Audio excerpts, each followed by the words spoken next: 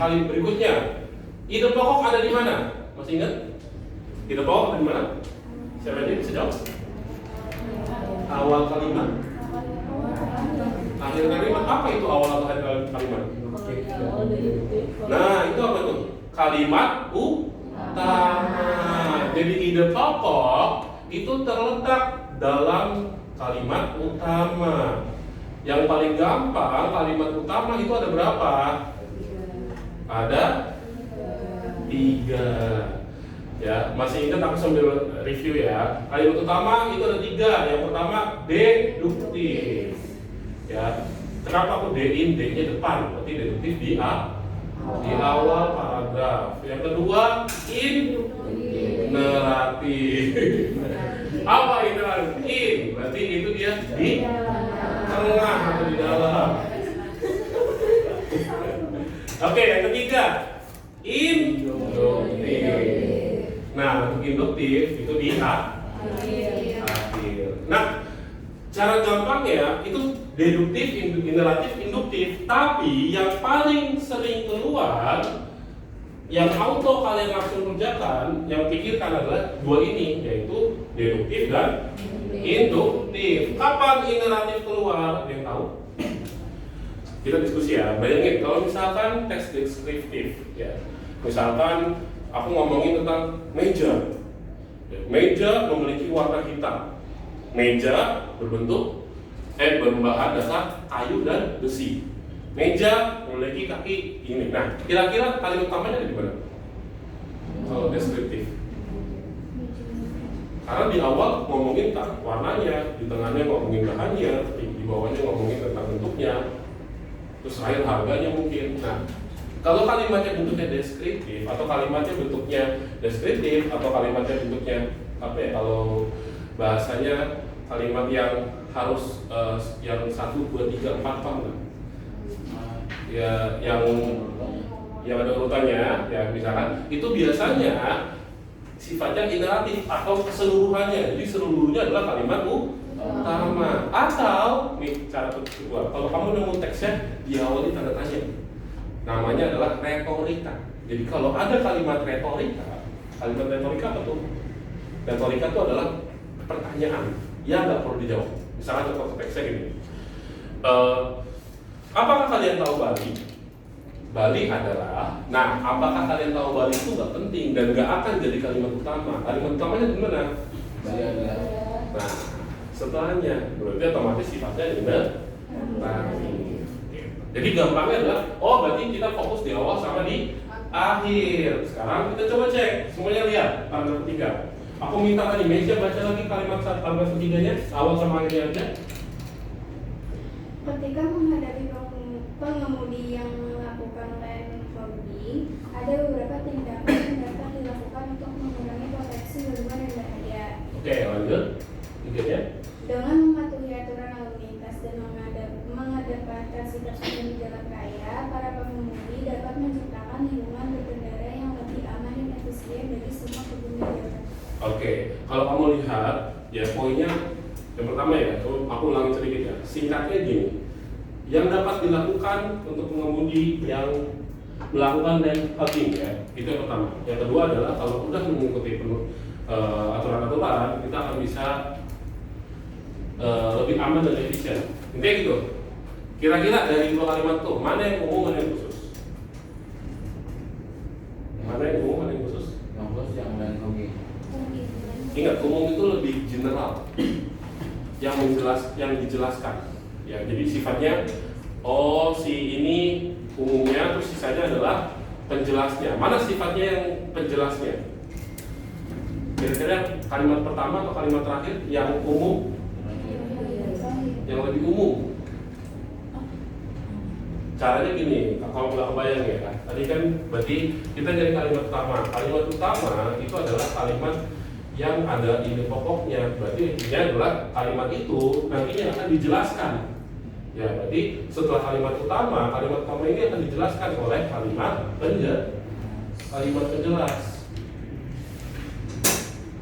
Nah, berarti kalimat utama itu sifatnya lebih umum, nanti kalimat penjelasnya akan lebih khusus.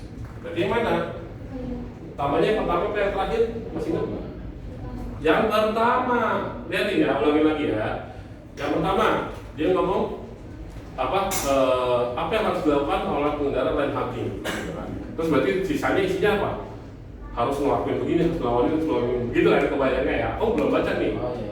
Terus sampai terakhirnya kalau kalian melakukan itu semua, kalian akan lebih aman dan juga efisien, gitu kan? Berarti itu adalah yang terakhir itu menjelaskan dari kalimat utama yang lebih khusus ya, benar. Paham ya? Jadi nyari gampang. Berarti sekarang kalimat utamanya di mana? Di awal. Berarti sekarang di opsi mana yang ada kalimatnya yang ada di kalimat utama? Yang C. Siapa yang jawabannya C benar? 1, 2, 3, 4, 5, 6, 7, 8, 9. Nah, coba bayangin. Udah mulai kebayang kan cara ngelakuinnya? Gampang kan? Oh yang ditanya maunya apa? Oh berarti kalau yang ditanyanya mas bahasan, berarti kita dari ide pokok. Kalau dari ide pokok, berarti kita dari kalimat utama. Kalimat utama paling fokusnya adalah di deduktif dan juga induktif. Ya udah, kamu tinggal baca kalimat awal sama akhir. Kakak baca satu paragraf nggak? Enggak. Fokus, jangan terlalu banyak baca. Ikut aja awal akhir. Oh, yang utama, yang umum adalah yang awal. Berarti kita cari yang ada kalimat awal. Gitu, enak kan ngerjainnya? Oke, kita lanjut lagi. Lanjut soal nomor 3 semuanya. Apa dampak dari pelaku Landhauger ya terhadap kondisi lalu lintas di jalan tol? Berarti sekarang jadi dampaknya. Berarti kalau dampak berarti apa? Kalau kamu melakukan atau ada sesuatu pelaku Landhauger, dia akan berdampak apa gitu kan? Nah, berarti tadi kalau kamu lihat kata kuncinya ada di paragraf 1, 2, 3. Paragraf kata kuncinya di soal nomor 3. Kata kuncinya ada di paragraf 1, 2, atau 3? Di mana? Di paragraf? Coba aku minta tolong lagi. Yang pakai baju biru depannya kamu. Ya. Namanya siapa? Aulia. Oke, Aulia. Untuk soal nomor 3 boleh dibaca? Soalnya.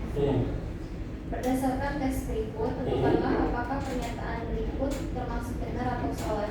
Oh, oke. Sorry ya, kakak salah soal tadi. Lanjut. Pernyataan 1, Landhauger hanya dilarang di jalan tol. 2, peningkatan risiko kecelakaan lalu lintas dapat disebabkan oleh Landhauger. 3, isyarat lampu kedip atau klakson adalah cara yang efektif. Oke. Oh, nggak apa-apa, kita lanjut lagi. Sekarang ini, kan di situ ada pernyataannya. Nah, ini sangat sulit nih. Ingat ya, kira-kira kalau ketemu soal ini ya. Terus otomatis kan di situ kamu ngisiin titik-titiknya ya. Ada berapa titik-titik? 4. Ada 4 jawab opsi. Misalkan contohnya ya, dari 4 itu kakak benar 3, salah 1. Kira-kira jawaban kakak benar atau salah? Salah. Kalau salah, berarti kakak nggak hitung sama sekali poinnya. Atau poinnya setengah? Atau poinnya bagi 3? 1/3. Nah, poinnya 0. Dianggap salah. Jadi salah 1 aja. Ya, berarti dianggap salah. Berarti gimana? Jangan sampai kalian salah 1. Fokus saja. Nah, kalau kamu lihat di sini, ya, Landhauger hanya dilarang di jalan tol. Sekarang ada kata-kata hanya. Kira-kira benar nggak? Berarti kata kuncinya apa?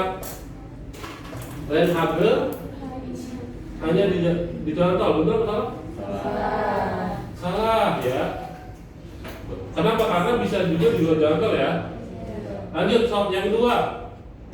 Peningkatan risiko kecelakaan lalu lintas dapat disebabkan oleh Landhauger. Berarti peningkatannya itu diciptakan atau dapat disebabkan oleh Landhauger. Benar atau salah? Benar, mantap. Lanjut yang 3, isyarat lampu kedip atau klakson adalah cara yang efektif untuk memberikan peringatan kepada pengemudi Landhauger agar pindah ke lajur kiri. Berarti kalau ngedipin itu sebagai isyarat biar pindah ke lajur kiri, benar? Harusnya? Klakson aja atau lampu kedip? Enggak, ada lampu kedip atau klakson. Berarti kita kata kunci adalah lampu kedip. Mana lampu kedip? Ada nggak? Atau klakson? Ini aku belum baca juga nih, kita mulai baca nih. Katanya sekarang, oke. Sekarang cara singkat baca ya. Oke, aku mulai balik lagi ya. Tips ketiga, singkat baca. Saat kamu membaca teks, sikap baca kalian itu dua hal. Yang pertama, ya, itu dengan cara scanning. Ya, scanning itu adalah kamu bacanya nyekan aja, sesuai dengan kata kunci. Yang kata kuncinya kamu dapat lewat skimming. Ya, jadi scanning itu bacaan kayak nge-scan komputer gitu. Terus skimming itu kamu ambil kata kuncinya yang sesuai garis bacaan. Kayak kakak nih, kakak nggak baca semuanya. Mulai aja pakai kata kuncinya. Kakak ambil nih kata kuncinya di nomor 3. Ya, lanjut. Aku ambil kata kuncinya beberapa nih.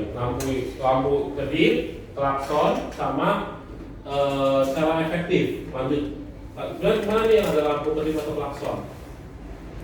Di paragraf ketiga nih, kalimat 12. Pengendara dapat memberikan isyarat lampu kedip atau klakson dengan tetap menjaga ketenangan saat berkendara adalah langkah pertama yang diharapkan dapat memberi peringatan kepada pengemudi lain untuk berpindah lajur atau mempercepat kendaraannya. Lihat ini.